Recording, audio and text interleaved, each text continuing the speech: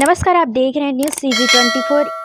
मैं मुस्कान वर्मा सभी दर्शकों का हार्दिक स्वागत करती हूं। हम पहुंचे हैं रायपुर के जाने माने एक जगह गढ़कलेवा पे, जहां हम बात करने जा रहे हैं छत्तीसगढ़ अनियमित कर्मचारी मोर्चा के प्रदेश प्रवक्ता सत्यम शुक्ला जी से। पिछले 20 तारीख को ध्यान आकर्षण सभा का धरना प्रदर्शन किया गया था, जिसमें 50 से अधिक संगठन मिलकर धरना किए गए थे। आइए हम बात करते हैं सत्यम शुक्ला जी से। पहले तो सर न्यूज़ CG24 में मैं बहुत बहुत स्वागत करती हूँ आपका। जय जोहार CG न्यूज़ 24 के दर्शकों को, और आपको भी बहुत बहुत धन्यवाद। पहले तो मेरा आपसे यह प्रश्न है कि आप स्थायी कर्मी के जगह बाकी लोग की तरह नियमितीकरण क्यों नहीं मांग रहे हो? देखिए, आप समझिएगा, नियमितीकरण हो, स्थायी कर्मी हो या स्थायी हो, यदि कोई भी व्यक्ति आज स्थायी बनता है या स्थायीकरण लेता है या स्थायी कर्मी हम बनते हैं, तो जो हमारा वर्तमान में जो वेतन है, यदि हम उसी में ही सरकार से समझौता करते हैं न्यूनतम वेतन में, तो सरकार को हमारा प्रस्ताव बहुत ही उम्दा और बहुत ही सटीक लगेगा, जिसमें हमारी सफलता मिलने की जो प्रतिशत है वो 100% होगी।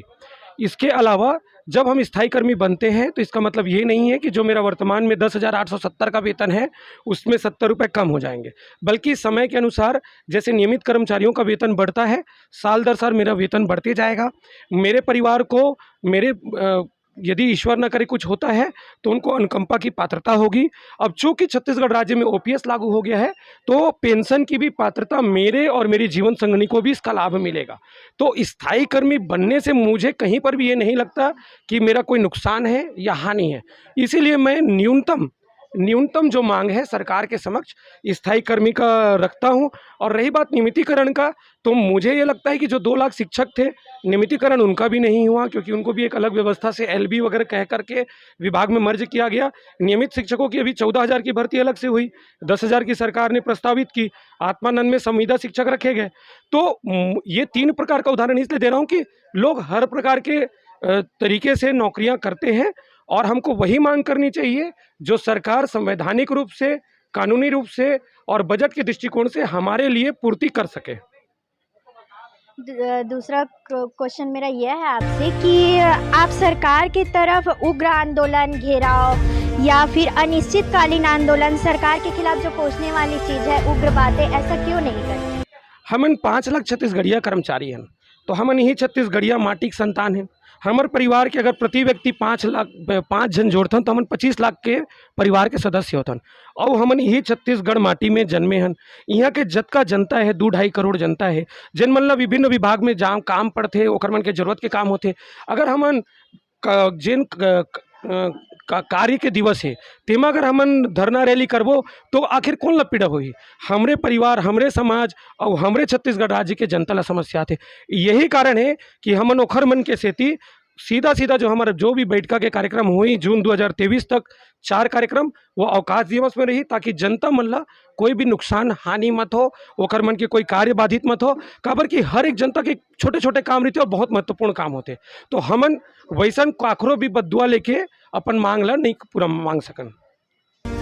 आपको क्यों लगता है सामान्य प्रशासन की गलती है, 54 विभाग, निगम, मंडल आयोग के अधिकारियों की गलती है? देखिए, जब सामान्य प्रशासन विभाग है उसने जानकारी मंगाई संविदा, नियमित और दैनिक वेतनभोगी की, और आज तत्काल लिख करके उस जानकारी को मंगाई थी। आज 2 महीने हो गए, हमने भी चिट्ठी लिखा, अनियमित मोर्चा के जो हमारे संयोजक है गोपाल भैया, उनका पत्र गया कि भाई आप दैनिक वेतनभोगी और अनियमित की परिभाषा दीजिए, क्योंकि कहीं से भी जानकारी नहीं आ रही है।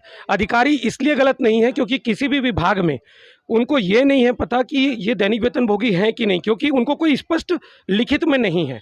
जैसे हमारे लोक निर्माण विभाग की बात करूं तो श्रमिक दर क्या स्थायी श्रमिक का हमको वेतन मिलता है। निर्माण कार्य के हेड से हमें वेतन का जो आहरण होती है राशि का, वो उस ढंग से होता है। राजस्व से बैंक खाते में हमारे सीधे वेतन विभाग हमें प्रदान करता है।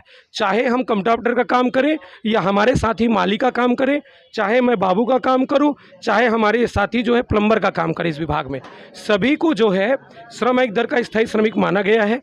मास्टर रोल और HR 2 प्रकार की व्यवस्था से जो है हमें वेतन भुगतान दिया जाता है। अब यहाँ पर चूँकि हम श्रमिक में आते हैं, तो दैनिक वेतनभोगी श्रमिक जो है वो कभी सुना नहीं गया। और हमारे लोक निर्माण विभाग में इसके पहले जो लोग 97 तक के जो नियमित किए गए, उनको जो दैनिक वेतनभोगी माना जाता था, तो उन्हें बाकायदा विभाग के अधिकारी लिखित में एक चिट्ठी देते थे कि आप दैनिक वेतनभोगी उस नियम से और फलाना पद में, चाहे चौकीदार, माली, जो भी है, पद पर 89 दिन के लिए रखे जाते हैं, बाकायदा उसकी चिट्ठी दी जाती थी। तो इस प्रकार की 2008 के बाद हमारे यहाँ विभाग में किसी के पास ऐसा कोई पत्र नहीं है। और मेरे को कुछ लोगों ने दावा किया था कि नहीं हमारे पास है, पर आज तक किसी ने ऐसा कोई पत्र न मीडिया में ला के दिखाया, न मुझे देख पाया हूँ मैं आज तक। तो उस हिसाब से मुझे नहीं लगता कि मुझे दैनिक वेतनभोगी अपने लिए बोलना चाहिए या किसी विभाग को दैनिक वेतनभोगी मानना चाहिए। तो कोई भी अधिकारी अपना कलम क्यों फंसाएगा?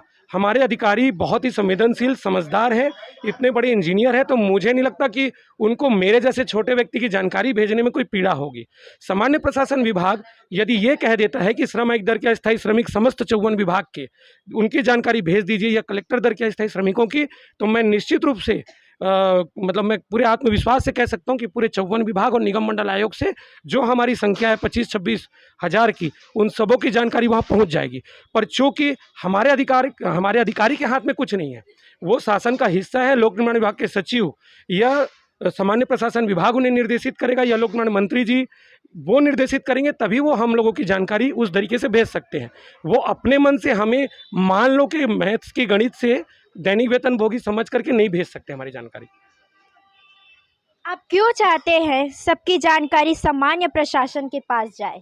देखिए, कोई भी नीति हो, सरकार का जो बिंदु क्रमांक 11 और 30 में जो घोषणा पत्र में उन्होंने आश्वासन दिया है हम जैसे अनियमित कर्मचारियों को, उसमें जो हम 5 लाख छत्तीसगढ़िया ST, SC, OBC, general caste के कर्मचारी लोग कवर होते हैं, उनका कल्याण तभी होगा जब सरकार के पास एक्चुअल डेटा जाएगा। और सामान्य प्रशासन विभाग अगर ऐसा जानकारी उनको उपलब्ध करा देता है, भले वो आउटसोर्सिंग हो, ठेका हो, प्लेसमेंट हो, संविदा हो, जॉब दर हो, मानदेय हो, दैनिक वेतनभोगी हो, श्रम आयुक्त दर के श्रमिक हो, कलेक्टर दर के श्रमिक हो, इन सभी की जब एक डेटाबेस उनके पास पहुंच जाएगा संख्या के रूप में कि भाई किसको कितना वेतन मिल रहा है, क्या क्या काम कौन से भाग में कर रहे हैं, तो सरकार को ये पता रहेगा कि भाई मैं आउटसोर्सिंग अगर ख़त्म करता हूं तो कितने हज़ार करोड़ की बचत होगी, और उस जो बचत होगी तो उससे मेरे को कितने मानदेय, जॉब दर और अंशकालीन वालों को पूर्णकालीन का मैं वेतन दे पाने में सक्षम होऊंगा। इसमें से कितने लोग हैं जिनको राजस्व विभाग से, राजस्व के चेक से या राजस्व विभाग से सीधे वेतन मिलता है, जिनको हम तत्काल प्रथम चरण में उनको नियमितीकरण, स्थायीकरण या स्थायी कर्मी बना सकते हैं। तो एक प्रकार से बहुत अच्छा प्रारूप जो है सरकार को नीति बनाने में बहुत मदद मिलेगी। अब अभी ये 3 प्रकार की जानकारी मांगे, बाद में आप अंशकालीन मानदेय की मांगेंगे, तो ये प्रक्रिया निरंतर चलते रहेगी। तो सरकार के पास एक एक्चुअल डेटा होना चाहिए ताकि भविष्य में हम सब लोगों के लिए सरकार एक अच्छी नीति, एक अच्छा निर्णय जो है ले सके। नियमितीकरण और स्थायीकरण, स्थायी कर्मी, स्थायी होने में क्या अंतर है? दोनों में कोई भी अंतर नहीं है। सबसे प्राथमिकता हमारी है जॉब सुरक्षा। देखिए, अभी बहुत सारे हमारे साथी हैं, मैं उदाहरण लूँगा अपने पीडब्ल्यूडी के, यदि किसी व्यक्ति का दुर्घटना हो गया या कोई बहन जो है गर्भवती हो गई, तो 6-8 महीने के लिए वो घर पे बैठेगी, तो उसकी जगह में कोई विभाग अपना काम तो रोक नहीं सकता। विभाग के अधिकारी हमारे शत्रु नहीं है, मैं बार बार कहता हूँ, उनको भाई व्यवस्था है, उनको काम में व्यक्ति चाहिए। तो चूँकि हमारे यहाँ काम रखने में आसानी है, कोई प्रक्रिया का पालन नहीं करना होता, तो वो किसी न किसी को रखते हैं, और जब उस नए व्यक्ति की पेट रोजी जुड़ जाती है तो उस व्यक्ति को जो पुराना गया है उसको बहाली नहीं हो पाती।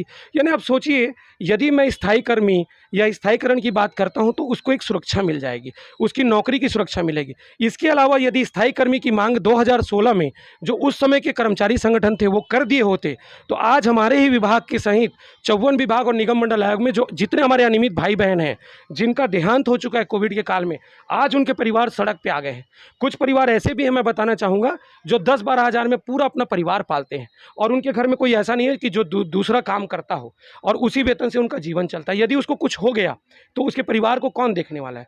कोई संगठन उनको पालने नहीं आएगा। भले उनको आप मिसगाइड करेंगे, नियमितीकरण की मांग करो, ये है जो मिल सकता है उसकी मांग के बजाय उसको आप दिग्भ्रमित करेंगे। तो हमको इन विषयों को समझना होगा। मानवीय दृष्टिकोण से हम देखें तो ये एक सुरक्षा देता है। इसके अलावा यदि मैं स्थायी कर्मी बन जाता हूँ तो अभी हम वर्तमान में देखें कि जो रेगुलर 5 लाख कर्मचारी हैं उनको 6% महंगाई भत्ता नहीं मिला, सब हड़ताल किए, आंदोलन किए। तो ऐसा कुछ नहीं कि मैं स्थायी कर्मी बन गया तो मैं भविष्य में आंदोलन का रास्ता मेरा नहीं खुला है या मैं अपने वेतन बढ़ाने के लिए उस प्रक्रिया में नहीं जा सकता।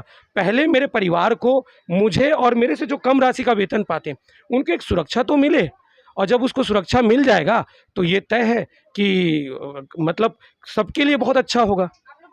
जिस प्रकार हमने खास चर्चा की सत्यम शुक्ला जी से, उन्होंने नियमितीकरण को लेके सरकार से गुहार लगाई है, सरकार को कई जो अपनी मनोभावनी थी उसको दर्शाए हुए हैं। आगे देखना है कि सरकार कब तक इनकी बातों को संज्ञान में लेती है। आगे ऐसी खबरों के लिए बने रहें न्यूज़ CG 24 पर। धन्यवाद।